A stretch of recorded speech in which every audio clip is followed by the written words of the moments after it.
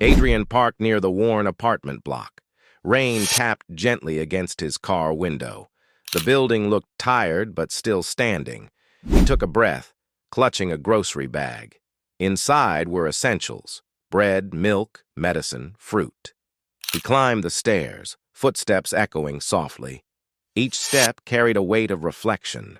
When he reached the door, he paused briefly. He could hear faint coughing from inside. Then a small voice whispered, "Grace, someone's here." The door opened slightly. Hazel peeked out shyly. Her eyes widened when she saw Adrian. "Sir, you're the man from the bakery." Adrian smiled gently. "May I come in?" The apartment was small but filled with warmth. Blankets were piled near a flickering heater. On a thin mattress lay their mother, Claire. Her face was pale, but her eyes kind. Adrian placed the bag quietly on the table. "I thought you could use some supplies." Claire tried to sit up, voice trembling. "You didn't have to, sir. Thank you." Hazel and Grace hovered beside her carefully. Adrian simply said, "No thanks needed, ma'am." He looked around, cracked walls, leaky ceiling. Hope. Despite poverty, the room felt strangely peaceful. He saw drawings taped on the peeling wall, stick figures, 3 people holding hands, smiling. Underneath was written, "Better days will come." Adrian's chest tightened. He looked away quickly. The moment felt heavier than he expected. Claire coughed softly, breaking the silence again. "Are you an angel, Mr. Miles?" she asked. Adrian almost laughed, but stopped, eyes softening deeply. "No, ma'am," he said, "just someone who cares." Adrian left the apartment in heavy silence. Rain had stopped, but his thoughts hadn't. Each drop on his coat felt like memory. The city lights blurred through his tired eyes. He sat in his car, hands gripping the wheel. For the first time, he didn't rush anywhere. Inside him, something shifted, quiet but powerful. Not guilt, not pity, something deeper than that. He had seen wealth, yet never seen meaning. Those little girls had both, hunger and hope. And somehow, hope made them richer than him. Adrian stared at his reflection in the glass. "I can do more," he whispered softly. The words startled him with their own truth. He didn't want another deal or property. He wanted to fix what life had broken, to give others what money couldn't buy. That night, he called Ethan with a plan. "Find out what we can do for them." Ethan was silent. "You mean the Bennett family?" "Yes," Adrian said, "and others like them." His voice carried calm, but conviction burned within. Ethan hesitated, then nodded over the phone. "All right, sir. I'll start first thing tomorrow." Adrian smiled faintly, a rare, honest smile. It felt new, not business, but purpose. He looked at the rain sliding down windows. Each drop seemed like a story waiting redemption, and for the first time in years, Adrian slept, not out of exhaustion, but quiet peace inside. Morning light crept through Adrian's tall glass windows. He woke early, mind clearer than in years. The city below moved, unaware of his decision. Ethan arrived, holding a folder and quiet curiosity. "You said you wanted to help," he began. Adrian nodded, sipping his coffee, gaze steady. "Yes, but not with charity. With change." Ethan frowned slightly. "Change, sir?" Adrian leaned forward, voice calm but determined. "Money fades, but opportunity can rewrite someone's life." He spoke like a man rediscovering his heartbeat. "We'll start small. Housing repairs, food, school for kids." Ethan smiled faintly. "That's more than small, sir." Adrian returned the smile. "Then we'll grow it." He named it the Sunrise Initiative, quietly poetic, a tribute to where it all began. That morning, that bakery, those brave twin girls. Within weeks, the project came alive with motion. Volunteers joined, neighbors offered hands and warm hearts. The city that once ignored pain began noticing. Hope flickered again in Portland's quieter corners. One evening, Adrian visited the Bennetts once more. Hazel opened the door, eyes lighting with surprise. "Mr. Miles?" she asked softly, holding her sister's hand. Adrian smiled, warmth reaching his tired eyes. "I told you to take care of her." Grace laughed shyly. "We did, thanks to you." Their mother stepped forward, tears glimmering in silence.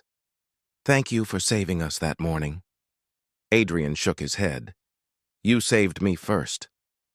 The words hung in the room like light. And in that small home, something eternal bloomed. Weeks turned into months. Seasons quietly changed colors. The Sunrise Initiative spread beyond Adrian's expectations. Cafes hosted drives, schools gathered books for children. People began believing kindness could ripple endlessly outward. Reporters called Adrian a new philanthropist of Portland. But to him, titles meant nothing. Actions did. He often returned to Little Sunrise Bakery, alone. Mr. Thompson always smiled. "The usual coffee, sir?" Adrian nodded, gazing at the same corner table, that spot where two voices once trembled with hope. It reminded him why he had begun everything. Ethan joined him one afternoon, eyes filled with pride. "The foundation helped 80 families this month, sir." Adrian smiled faintly. 80 more reasons to keep going." He stirred his coffee, lost in quiet gratitude.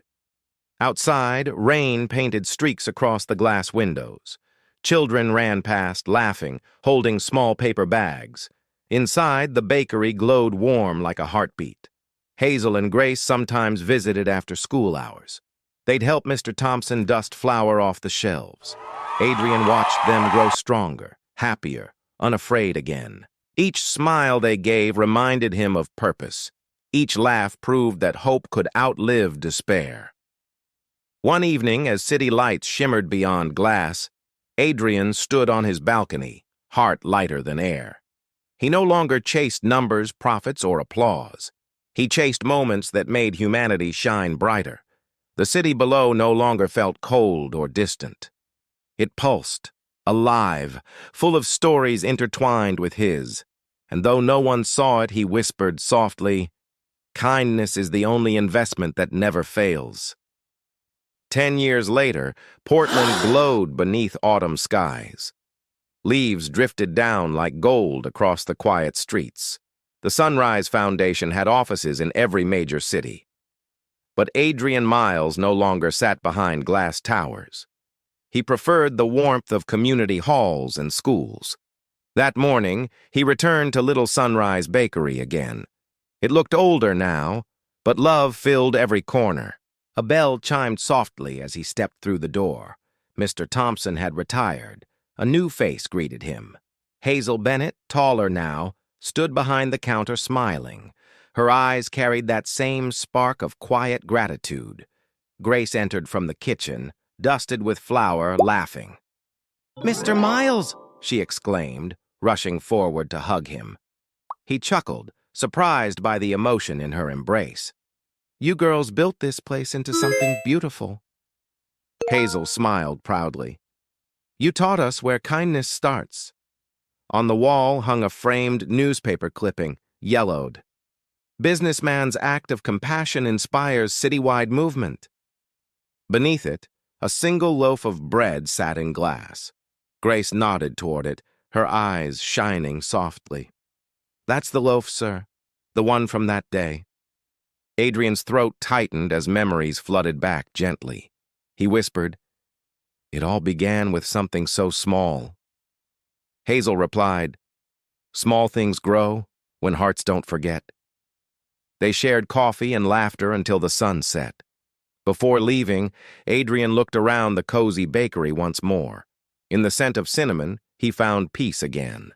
Outside, the street hummed with life and distant music. He walked away slowly, smiling at the world reborn. The city lights shimmered like countless second chances, and in his heart, the lessons stayed eternal. One loaf of bread, one act of kindness, one changed life. Years passed, and Adrian's name became a whisper. Not for wealth, but for what he gave away. Schools, shelters, and hospitals bore the sunrise emblem proudly. People called it a miracle born from kindness. But Adrian never sought titles, fame, or applause. He found peace in helping quietly, unseen, unnoticed. Sometimes he walked Portland streets without an escort. He visited families whose lives had once mirrored despair. He saw hope in children running barefoot through alleys. He saw mothers smiling again, fathers finding steady work. He funded scholarships for dreamers no one believed in. He sat with veterans who carried invisible wars home. He believed kindness should never demand recognition or reward.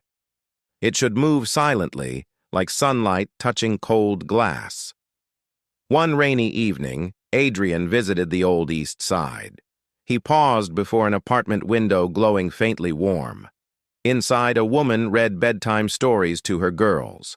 It was Claire Bennett, older, but her smile softer. Hazel and Grace listened, curled up beside her lovingly. He watched for a moment, unseen, heart swelling quietly. That sight alone was worth every loss he endured. He turned to leave, rain blurring the streetlights around him. Each drop felt like a thank you from the sky. He whispered, "Some debts are never meant to be repaid, because kindness, when true, circles back in silent blessings." And that night, Adrian Miles disappeared from public life forever. But the Sunrise Foundation lived on, growing brighter each year. People still spoke of the man who bought one loaf, not to feed hunger, but to heal humanity itself. And in that story, the world kept finding hope again. Years drifted gently, carrying childhood into memory's quiet corners. Grace Bennett stood beneath the Sunrise Foundation's tall glass sign. She was 22 now, confident, poised, unshaken by storms. Hazel managed the children's shelter downtown, her laughter unchanged. Their mother, Claire, worked part-time, her health finally stable again. But Grace had taken a different path entirely. Purpose. She studied social work, inspired by one man's small act. That day in the bakery had never left her heart. She still remembered his voice, calm, kind, steady as hope. Adrian Miles, the stranger who changed everything without asking credit.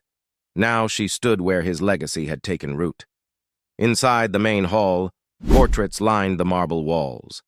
Children's art, smiling faces, photos of lives rebuilt with care.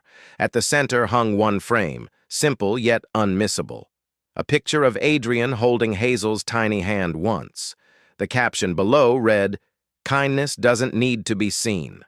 Grace touched the glass, her reflection shimmering beside his.